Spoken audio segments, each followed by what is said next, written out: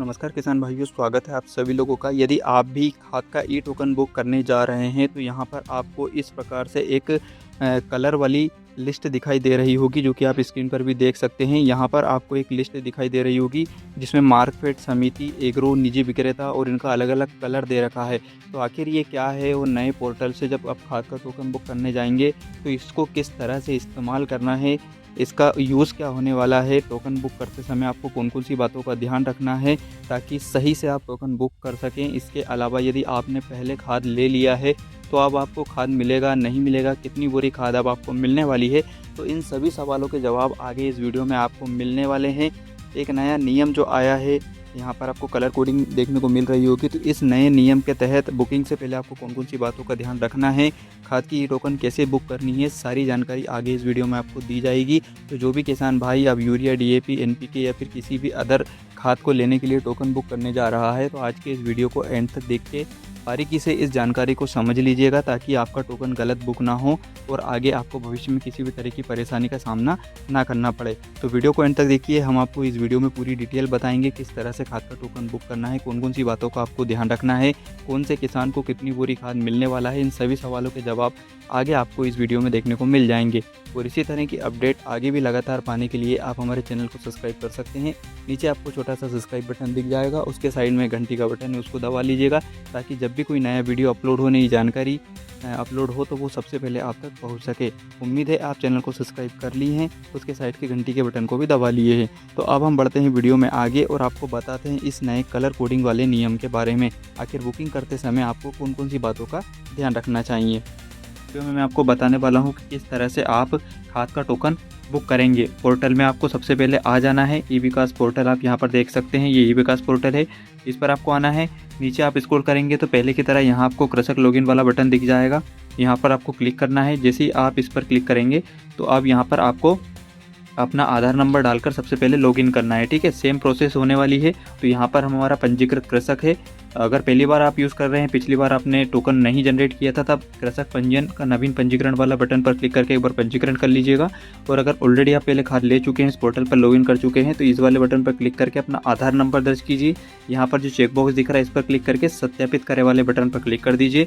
इसके बाद आपको सेम आपके आधार से रजिस्टर्ड मोबाइल नंबर पर 6 अंकों का OTP आएगा, वो OTP वेरीफाई करना होगा और उसके बाद आपकी लॉगिन प्रोसेस पूरी हो जाएगी। तो मैं अब आपको वीडियो में आगे बढ़ता हूँ और लॉगिन करके आगे की प्रोसेस बताता हूँ। तो देखिए, जैसे ही लॉगिन हो जाएगा सबसे ऊपर आपको 3 ऑप्शन देखने को मिल जाएंगे। लॉगिन होने के बाद सबसे ऊपर आप देखेंगे तो यहाँ पर आपको व्यू कूपन, कैंसिल कूपन और लॉग आउट 3 ऑप्शन दिखेंगे। तो अगर आपने पहले कभी कूपन जनरेट किया होगा टोकन तो वो यहाँ से आप देख सकते हैं। उसके बाद अभी तक हमें कैंसिल का ऑप्शन नहीं था, लेकिन अब यहाँ पर कैंसिल कूपन का ऑप्शन भी देखने को मिल जाएगा, क्योंकि अब आपको पता है नए नियम के तहत किसान भाई टोकन बुक करने के बाद उसे 24 घंटे के बाद कभी भी कैंसिल भी कर सकता है। पहले हमें ऑप्शन नहीं दिया गया था, तो यहाँ पर आपको कैंसिल का ऑप्शन भी अब देखने को मिल जाएगा। इसके बाद आप नीचे स्क्रॉल करेंगे तो बाकी की जानकारी, अगर आप पहले आपने इस पोर्टल का इस्तेमाल किया है टोकन बुक करने के लिए, तो सेम जो भरी हुई जानकारी हमारे पास थी वो ऑलरेडी दर्ज जानकारी यहाँ पर आ जाएगी, जैसे कि मोबाइल नंबर वगैरह।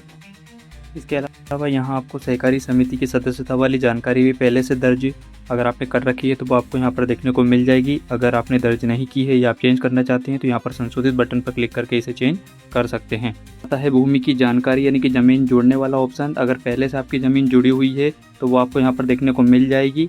अगर नहीं हुई ऐड है तो आप यहाँ से ऐड कर सकते हैं। फसल आपको चयन करना है, जितनी आपकी ज़मीन है वो फार्मर आईडी के जरिए आपकी आ जाएगी। फार्मर आईडी आपकी बनी हुई होनी चाहिए। अब इसके बाद आपको ऑप्शन मिल जाता है यहाँ पर उर्वरक उठाव हेतु जिले का चयन करने का।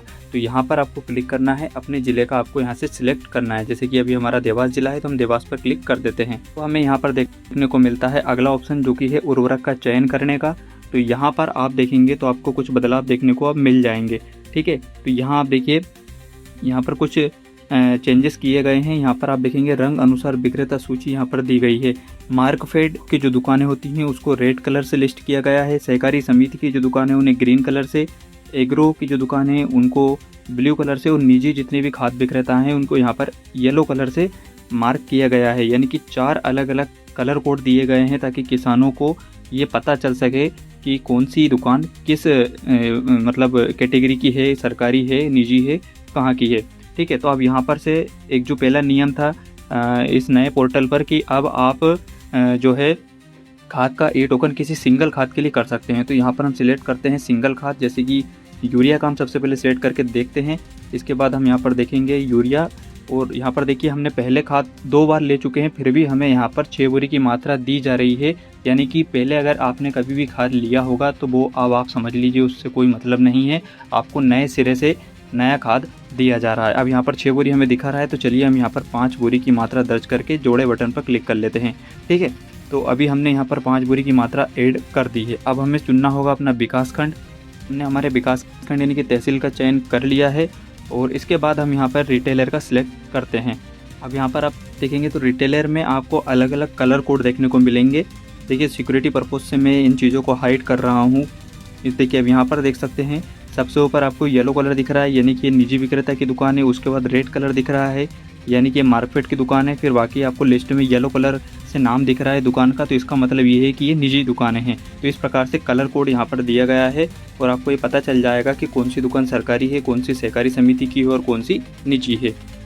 आपने यहाँ पर रिटेलर का सिलेक्ट कर लिया है। अब हमें यहाँ से कंपनी का नाम चुनना है, कौन सी कंपनी का खाद हमें चाहिए। उसके बाद हमें यहाँ पर डेट का सिलेक्ट करेंगे। तो इसके बाद एक नया ऑप्शन और ऐड हुआ, उसके बारे में आपको यहाँ पर बताता हूँ।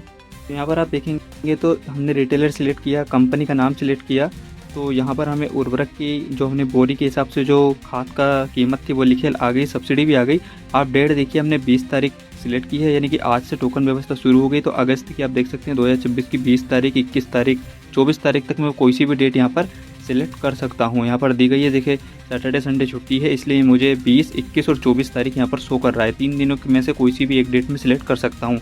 अभी जैसे मैंने यहाँ पर 20 तारीख सिलेक्ट कर रखी है, तो यहाँ पर आप देखेंगे तो 20 तारीख सिलेक्ट हो चुकी है। एक नया ऑप्शन जो ऐड किया गया है वो कुछ इस प्रकार है। तो यहाँ पर आप देखेंगे तो रिटेलर का उपलब्ध बैलेंस यानी कि बैग में, जैसा कि आपको मैंने पिछले वीडियो में बताया था कि एक नियम ये भी बनाया गया है कि अगर कोई रिटेलर है, कोई खाद विक्रेता है, तो उसको क्या है कि उसके पास कितनी बोरी अवेलेबल है वो यहाँ पर संख्या दिखाएगा। तो यहाँ पर 645 बता रहा है, यानी कि जो मैंने रिटेलर सेलेक्ट किया है उसके पास यूरिया की 645 बैग मतलब बोरी अभी उपलब्ध है। तो इस प्रकार से आप यहाँ से ये भी देख सकते हैं कि कितनी बोरी इस खाद विक्रेता के पास, कौन सी सोसाइटी, कौन सी सहकारी समिति के पास उपलब्ध है, यहाँ पर स्पष्ट रूप से आपको दिखा देगा। ठीक है, अब जैसा कि हमने यूरिया ऐड कर लिया है, अब हम चाहें तो अन्य दूसरा खाद भी ऐड कर सकते हैं।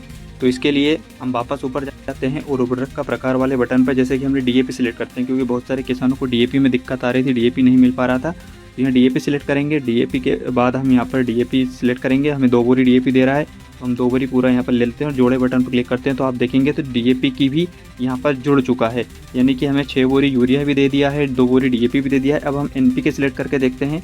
यहाँ पर एनपीके हम गए और हम यहाँ पर ये वाला एनपीके लेते हैं, तो उर्वरक का चयन बदले क्योंकि मात्रा 0 है। ठीक है, अगर हम डीएपी ले लेते हैं तो हमें एनपीके नहीं मिलने वाला है, यहाँ पर ये एरर दिखा रहा है। तो डीएपी या एनपीके में से कोई एक खाद आप ले सकते हैं। बाकी आप यहाँ पर देखेंगे तो डीएपी एनपीके के बाद आप एमओपी ले सकते हैं, इसमें कोई दिक्कत नहीं है, एमओपी यहाँ पर मिल जाएगा।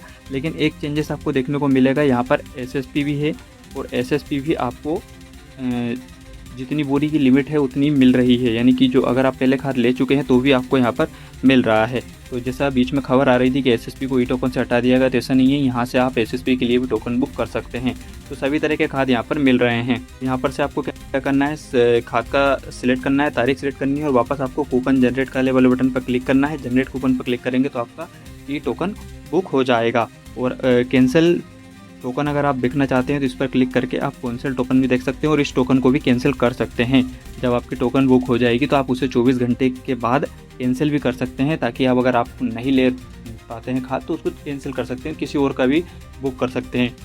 पहले क्या होता था कि 3 दिनों की वैलिडिटी रहती थी और 3 दिनों तक आप कैंसिल भी नहीं कर सकते थे, ऑटोमेटिक कैंसिल होता था। लेकिन अब 24 घंटे के बाद आप कैंसिल भी कर पाएंगे, और इस टोकन की वैलिडिटी भी 3 दिन की रहेगी, यानी कि आप 3 दिनों के बाद, जैसे आज मैंने 20 तारीख सिलेक्ट की है तो 20, 21 और 22 3 दिनों के अंदर मैं कभी भी खाद ले सकता हूँ।